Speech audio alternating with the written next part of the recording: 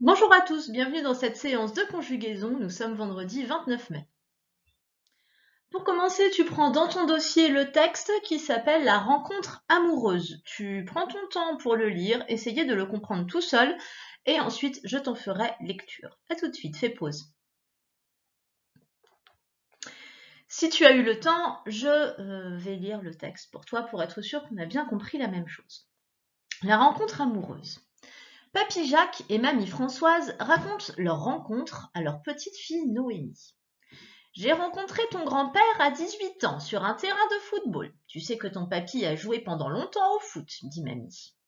Mais qu'est-ce que tu racontes? J'ai joué pendant longtemps au football, c'est vrai, mais nous ne nous sommes pas rencontrés au stade de foot, mais sur un cours de tennis, répond papy. Toi, tu as joué au tennis? Interroge mamie, surprise. Parfaitement, mes frères et moi, nous avons joué ensemble pendant un an. Mais non, tes frères ont joué au tennis, mais toi et tes copains, vous avez joué uniquement au foot. Je ne me souviens même, affirme mamie, que nous nous sommes rencontrés un dimanche après-midi. Mais tu perds la mémoire, reprend papy Jacques. Je suis certaine d'avoir raison, insiste mamie. Bon, bref, on s'en moque, dit Noémie, ce qui compte, c'est que vous étiez amoureux. Alors, ce texte parle donc de trois personnages, un papy, une mamie, Jacques et Françoise, qui racontent à Noémie comment ils se sont rencontrés avant, dans le passé, quand ils étaient jeunes. Maintenant, ils sont vieux, mais avant, ils étaient jeunes, et c'est là qu'ils se sont rencontrés.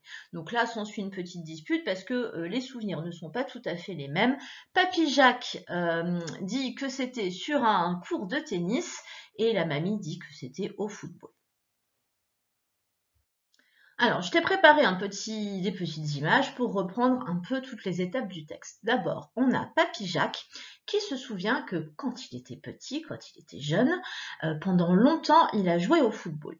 Donc lui, il dit « J'ai joué pendant longtemps au football.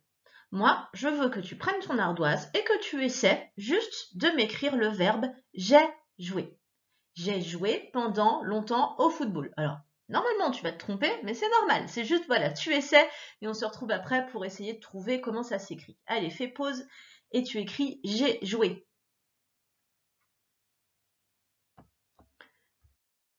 Je te propose maintenant que tu as écrit une forme, en tout cas où tu entends j'ai joué, je te propose de chercher dans le texte pour trouver l'endroit où Papy Jacques dit j'ai joué pendant longtemps au football. Je te laisse faire pause, chercher et souligner la forme où c'est écrit j'ai joué. Vas-y. Donc normalement, tu as souligné, hop, ceci. J'ai joué. Donc peut-être que ce n'était pas ce que toi tu avais écrit sur ton ardoise ou ton brouillon. Je vais le remettre ici, dans la bulle où Papy Jacques parle. J'ai joué pendant longtemps au football. Donc tu vois que j'ai joué, ça s'écrit, le verbe s'écrit en deux parties. On a tout d'abord le pronom personnel j, vu que derrière il y a une voyelle, et on a est, ai, joué. Et j'ai joué pendant longtemps au football. On continue. Alors maintenant, on regarde Papy Jacques et sa femme, la mamie, et Papy Jacques lui dit « Mais non, moi j'ai joué au tennis. » Alors, elle essaie de se souvenir de son mari jeune qui a joué au tennis et elle va lui poser la question. Elle va lui dire « Tu as joué au tennis ?» Parce que vraiment, elle a du mal à se souvenir et elle ne le croit pas. « Tu as joué au tennis ?» Alors, toujours pareil, tu prends ton brouillon, ton ardoise, tu essaies juste de m'écrire « Tu as joué au tennis ?» Vas-y. Fais pause si tu ne l'as pas fait. Si tu as écrit « tu as joué », je te laisse chercher dans le texte pour vérifier si tu as écrit de la bonne manière. Et souligner. Donc fais pause si tu ne l'as pas fait encore et je te montre la solution. Si tu es prêt, tu vas jouer. Se trouve ici, encore une fois, trois mots. Tu as joué. Je vais remplir la petite bulle de la mamie. Hop là, tu as joué au tennis. On regarde à nouveau. J'ai le sujet, pronom personnel, sujet ici, tu. Et encore une fois, 2 mots. A joué. Tu as joué au tennis. Pour la suite, on a la mamie qui raconte à sa petite fille que son papy a pendant longtemps joué au football. Donc elle lui dit, ton papy a joué pendant longtemps au football. Alors ton papy, dis-moi tout de suite par quel pronom personnel on peut le remplacer. Ton papy, c'est quelqu'un, on parle de quelqu'un au singulier et masculin. Donc du coup, on va utiliser le pronom il pour le remplacer. Il a joué pendant longtemps au football.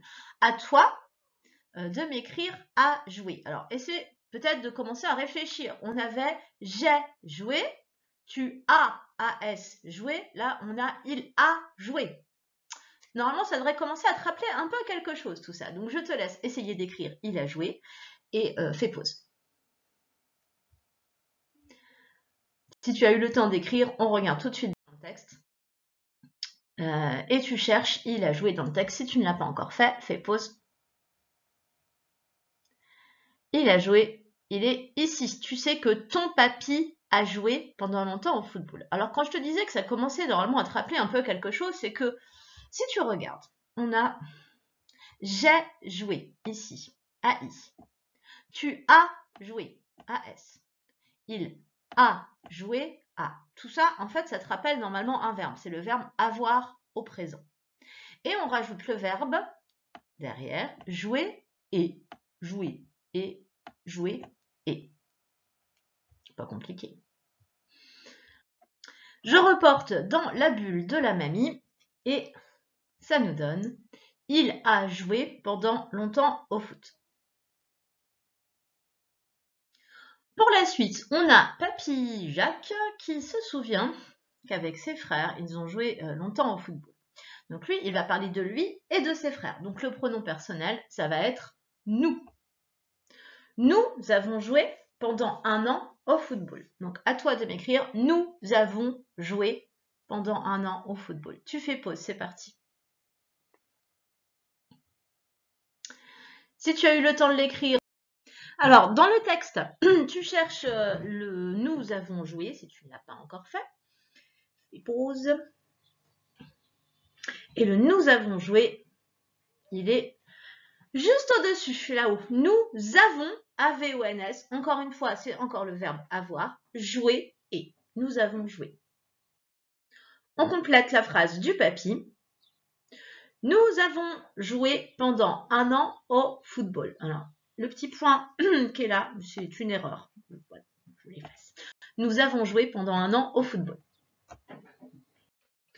Ensuite, la mamie va voir le papy et lui rappelle que non, avec ses frères, ils ont joué uniquement au football. Donc elle lui dit, vu qu'elle parle de lui et de ses frères, elle lui dit « Vous avez joué uniquement au football. Vous avez joué. » Je te laisse l'écrire. Normalement, tu sais l'écrire sans faute. Vas-y. Et si tu as eu le temps de l'écrire, on regarde dans le texte. Vous avez joué, il est là. Voilà, vous avez joué. Et c'est bien encore une fois le verbe avoir au présent auquel on ajoute jouer et vous avez joué. Et on complète la phrase de la mamie qui dit « Vous avez joué uniquement au foot ». Et à la fin, par contre, la mamie dit que les frères du papy ont joué au tennis. Donc, elle dit « Tes frères ont joué au tennis. » Tes frères, on peut les remplacer par quel pronom personnel, s'il te plaît? Ils sont plusieurs et c'est des garçons.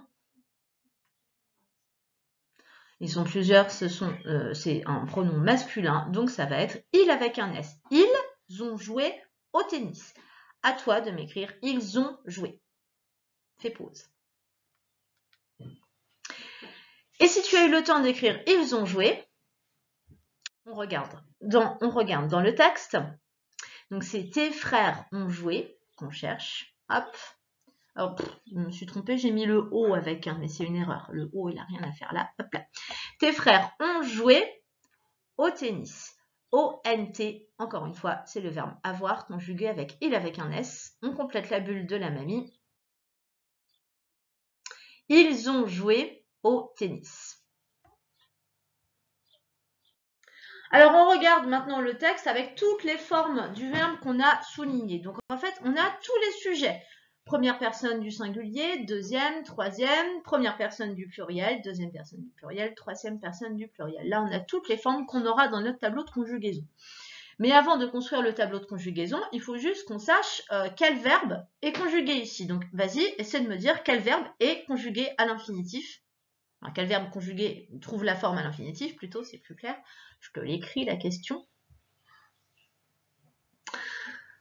Et écris-le à l'infinitif. Le verbe à l'infinitif, c'est le verbe jouer. Maintenant, dis-moi, est-ce qu'on parle de quelque chose qui se passe maintenant, dans le futur ou au passé? Est-ce qu'on parle de quelque chose qui s'est passé avant, quelque chose qui se passe maintenant ou quelque chose qui se passe après? Quand il dit « Quand j'étais jeune, j'ai joué avec mes frères au football ». Oh, tu n'as pas joué au football, tu as joué au tennis. Est-ce qu'on parle de maintenant? Tu joues au tennis ou alors avant, tu as joué au tennis? Évidemment, on parle de ce qui s'est passé avant, quand ils étaient jeunes, il y a bien longtemps. On est au passé. Alors, on est au passé, mais tu as vu que ce temps, il n'était pas constitué d'un seul verbe. Hein. On a rajouté le verbe avoir avant pour l'instant. Donc, ce temps, il s'appelle le passé composé. Être composé de deux choses, c'est quand on prend deux choses pour en créer une nouvelle. Donc là, le temps, c'est bien au passé, c'est ce qui s'est passé avant, mais le temps s'appelle le passé composé. Pour construire le passé composé, on a évidemment besoin de pronoms personnels. Je les ai réécrits dans le tableau. J', tu, il, elle, on, nous, vous, il avec un S, elle avec un S. On va d'abord conjuguer le verbe avoir. J'ai, et on va rajouter ensuite le verbe dans une forme que tu ne connais pas encore. C'est une forme à laquelle on prend le verbe et on met « et » à la fin. J'ai joué. Tu as joué. Il, elle, on a joué. Nous avons joué. Vous avez joué. Il avec un S ou elle avec un S ont joué. Alors, le verbe avoir qu'on met au tout début, c'est ce qu'on appelle un auxiliaire. Il sert juste à construire le verbe. Tiens, pas pour l'instant, tu sais juste que le passé composé, on a besoin de conjuguer le verbe avoir et de rajouter ensuite le verbe où on met « et » à la fin.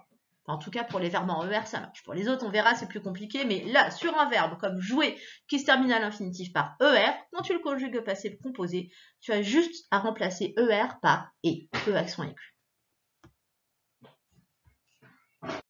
Pour la suite, tu vas juste me conjuguer, rien que ça, tu vas juste me conjuguer un autre verbe en ER, c'est le verbe chanter.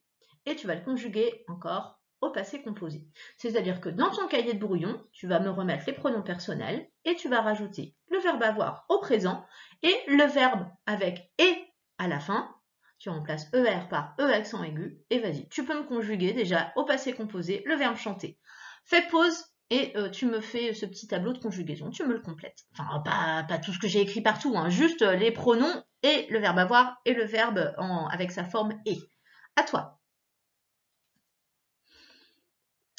Si tu as eu le temps de le faire, on corrige ensemble. Ça donne. Non. On peut donner un contexte. Hein. Hier, ou quand j'étais petite, j'ai chanté. Et quand tu avais 5 ans, tu as chanté. On parle de quelque chose qui s'est passé avant. Il a chanté.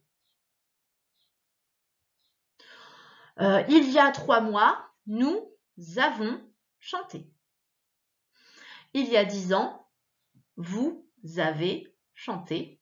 Et quand ils étaient enfants, elles, avec un S, ont chanté. Voilà, c'est aussi simple que ça. C'est aussi simple que ça, mais pas toujours. Là, c'est la forme facile. Donc, ne bouge pas, on passe à la forme difficile, mais tu n'as plus à écrire, on le fait à l'oral. À tout de suite. Pour la suite, on va juste conjuguer, mais à l'oral, c'est-à-dire que tu n'écris pas, on va regarder ensemble comment ça se passe pour le verbe tomber. Tomber, comme voilà, quand tu trébuches et puis tu tombes. Et toujours au passé composé. Alors, ça va donner. Hier, je...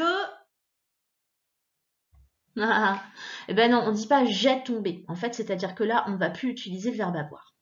Ça donne je suis tombé. Et en plus, si je suis une fille, parce que là, moi, je suis une fille quand même, eh ben, il va falloir rajouter et eux à la fin. Voilà, c'est-à-dire qu'on passe de quelque chose de très facile où il y avait juste à connaître le verbe avoir et rajouter le verbe en et à quelque chose d'un peu plus compliqué. Là, je suis tombée, il va falloir faire l'accord si c'est une fille qui parle. Tu es tombé. Là, on va imaginer qu'on parle d'un garçon. Hier, tu es tombé. Donc, on va juste mettre à la fin et. Par contre, tu vois qu'on n'a encore pas l'auxiliaire avoir. Il est tombé. Je pense que déjà, tu as reconnu quel était l'auxiliaire. C'est plus le verbe avoir, c'est le verbe être. Voilà, c'est l'auxiliaire être. C'est lui qui sert à composer certains verbes.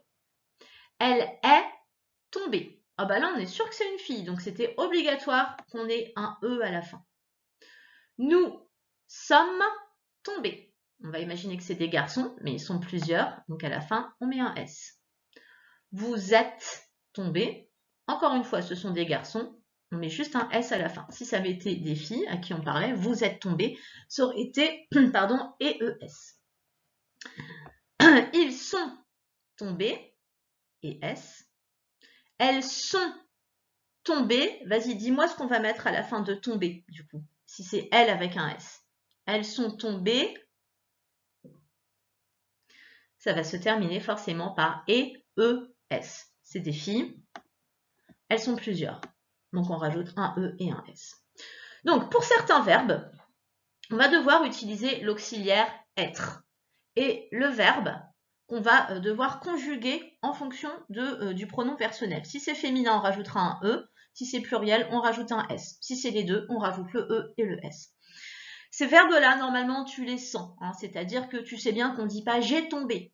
Sauf si on est voilà, en petit maternel et puis qu'on ne sait pas trop encore vraiment parler. En petite section, voilà, ça peut arriver.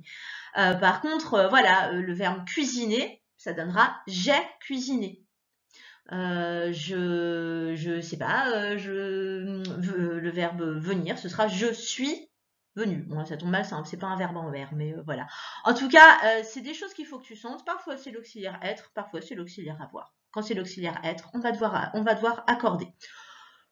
Pas de panique, de toute façon, on reprend tout ça demain. Allez, je te laisse dormir, range bien tout ça dans une case de ton cerveau et on recommence, bah non, pas demain, du coup, mardi, vu que lundi est férié. Allez, bon week-end, au revoir.